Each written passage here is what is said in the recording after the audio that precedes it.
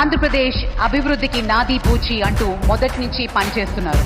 అవినీతి రక్కసిపై పోరాటం చేస్తూ ప్రజల సంపద ప్రజలకే చేరాలన్న పోరు బాటలో ఆయన ముందు నిలుస్తున్నారు.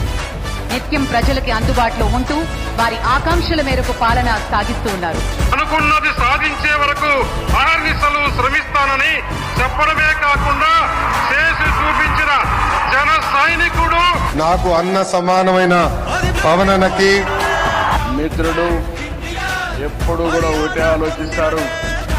ఈ రాష్ట్రాన్ని అభివృద్ధి చేయడంలో నేను ముందుంటానని అన్ని విధాలా సహకరిస్తున్నటువంటి నేత, అభినేత, జనసేన అధినేత డిప్యూటీ సీఎం పవన్ కళ్యాణ్ గారు.